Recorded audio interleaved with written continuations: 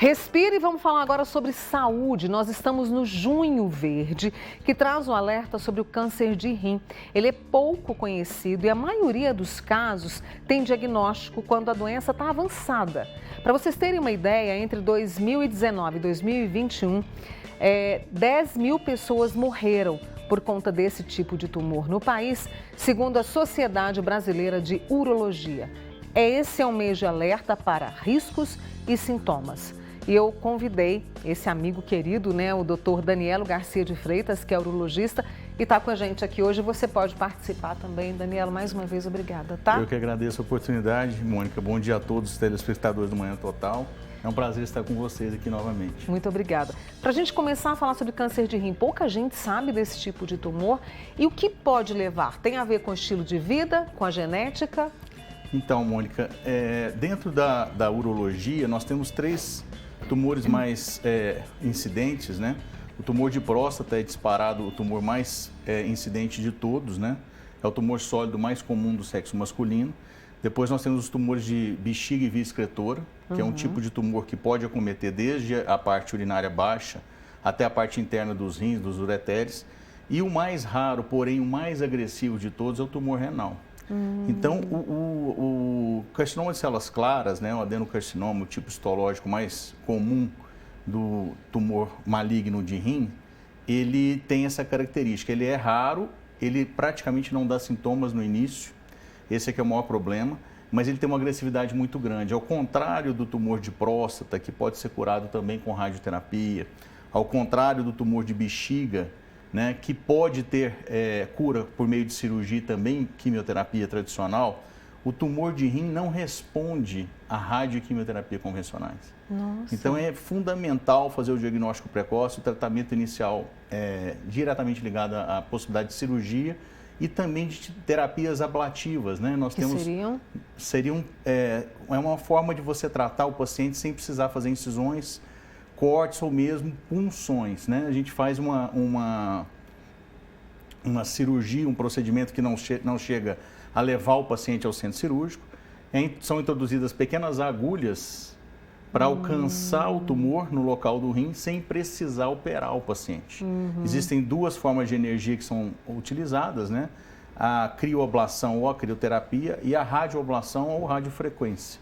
São 2 formas de energia para a gente poder destruir o tumor no local sem precisar operar o paciente. Só que tem um problema, a gente precisa fazer o diagnóstico precoce. Então, essas técnicas novas, elas dependem muito do tamanho da lesão, né? Quanto menor o tumor, mais favoráveis, né? Essencialmente, o tratamento do tumor renal maligno, ele é cirúrgico. A terapia clássica, curativa, é por meio de cirurgia. Se retira todo o órgão, doutor Danielo? Nem sempre. Hoje, dependendo do tamanho, sim, Mônica. Olha, hoje o esforço maior que nós fazemos é preservar, sempre que possível, o tecido renal saudável. Sempre que possível, né, tecnicamente, a gente vai evitar tirar um rim, de uma forma como um todo, né? Nós sabemos que o paciente vive com um rim só, mas existe uma chance de longo prazo de aparecer, de surgir a doença no rim contralateral, que não deve ser desprezada, e também a própria condição física do paciente no envelhecimento, né, no futuro. Nem sempre é possível, porque às vezes o posicionamento do tumor, o tamanho, a localização dele dentro do próprio rim e o seu volume, né? Quanto maior o volume de doença, mais agressiva tem que ser a cirurgia. Existem várias formas de fazer essa abordagem cirúrgica. Nós podemos fazer pela via clássica, normal, aberta, com incisões. Praticamente hoje só nos casos de tumores muito grandes, muito agressivos, quando o tumor já está saindo fora do órgão, né?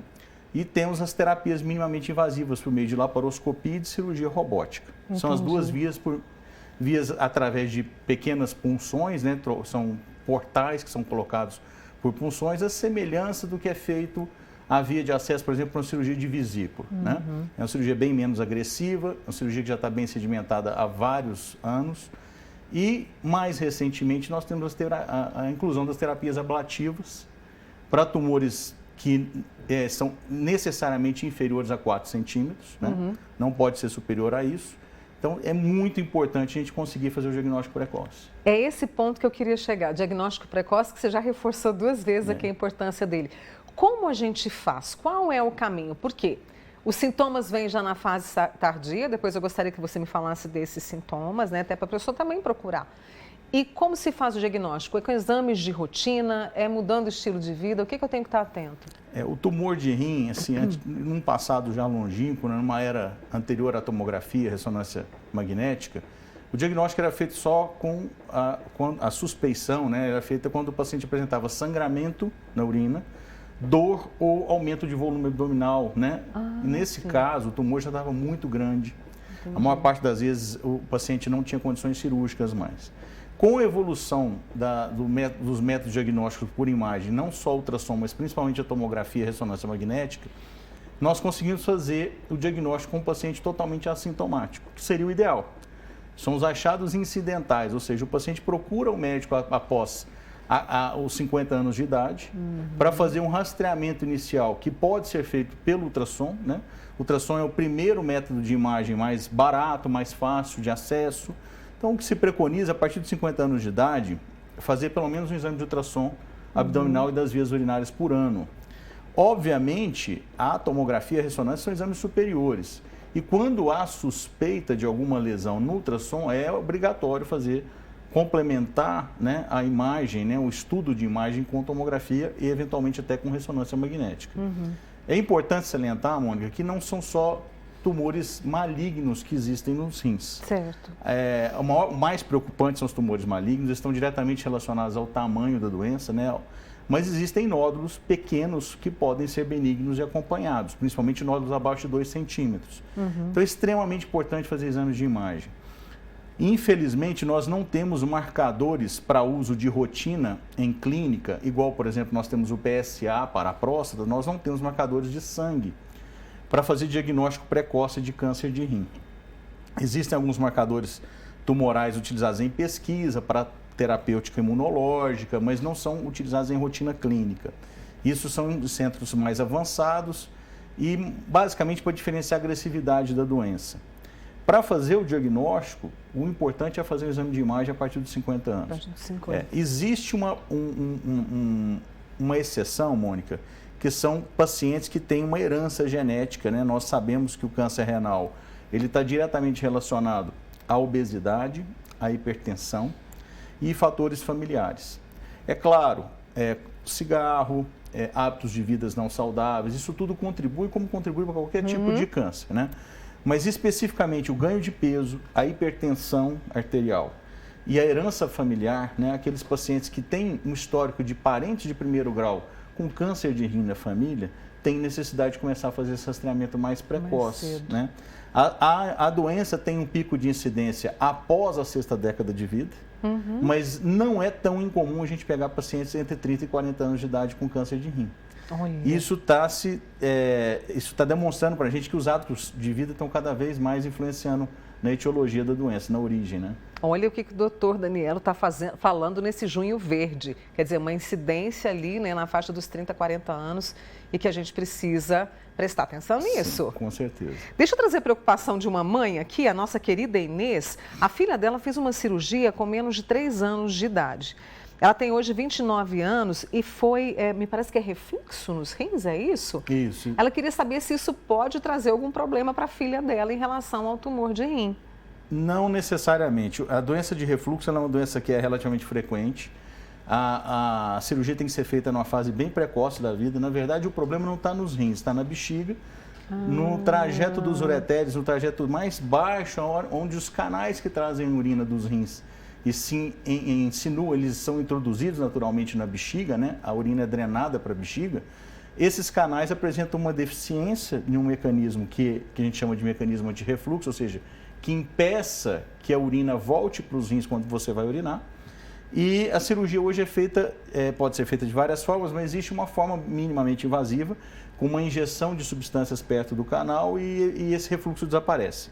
A tendência, Mônica, é que essa pessoa tenha uma vida normal como qualquer outra pessoa, sem nenhuma repercussão maior para os rins. Outra questão aqui, rapidamente, Daniela, que o nosso tempo está chegando ao final, essa conversa tão boa. A Marilda disse que foi internada ontem com pedra nos rins. Pedra nos rins pode levar a essa situação. Minha amiga melhora, porque é ruim, né? Nossa Senhora! O cálculo renal é disparado a patologia cirúrgica mais comum da urologia, né? a incidência de litíase renal é absurdamente grande na população, né?